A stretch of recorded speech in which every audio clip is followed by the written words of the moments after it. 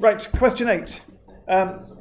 In this question, 1, 0 and 0 1 denote unit vectors which are horizontal and vertically upwards respectively. The interesting thing here, because the equivalent paper, the mechanics paper for AS last year, I don't know if you remember that, but started in the same way, but it talked about them being one pointing north and one pointing east.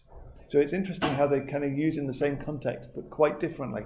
A particle of mass, initially at rest at the point with position vector 2, 45, is acted on by gravity and also by two other forces.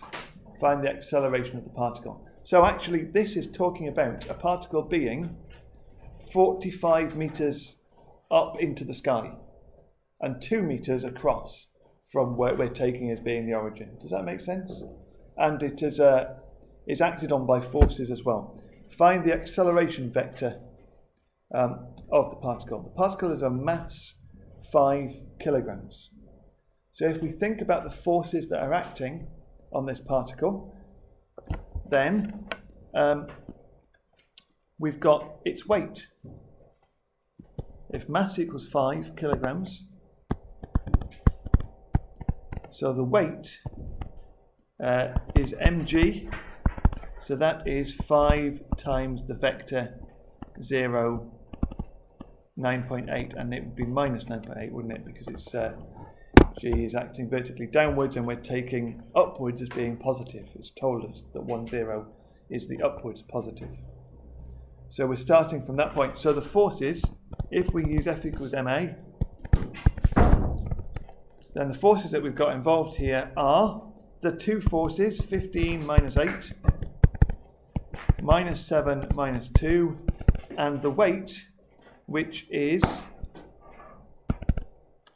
0, and 5 times 9.8 is 49. Yes. So we've got that going on, is equal to the mass times the acceleration vector, which we're supposed to be finding. So if we put that together, we've got, I don't know if I need the calculator, 15 take away 7 is 8, and minus 8 take away 2, take away 49 is going to be minus 59 is 5a. So the acceleration vector is 8 divided by 5 and 59 divided by 5, and that is going to be 11.8, isn't it? So minus 11.8 meters per second. And there we had the answer. Part 2 now said, what did part 2 say?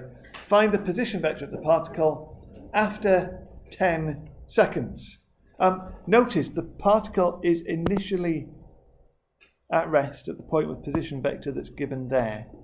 And it's acted on by gravity and those two forces. So we've got a start point there, haven't we? So let's work out how far it moves in those 10 seconds. So in the 10 seconds, we're going to use S equals ut plus half at squared. So S is going to be 0 is the initial speed times t plus a half this acceleration vector, and t squared, so 10 squared. So the displacement from its start point is going to be, what is that? So 100 times 1.6 is 160, divided by 2 is 80. And what else have we got here? 100 times 11.8 is 118. No, it's not. It's 1,180. Divided by 2 is 590, so minus 590. That's the displacement from the start point. And the start point was 245. So the final position vector is the 245 where it began, plus the 80 and the minus 590 that it's moving, which gives us a position vector of 82 minus 545 meters. It is meters, isn't it? I think. Yes, and there we go. A few of you forgot to do that final, taking into account where it started to where it finished, kind of thing. There we are.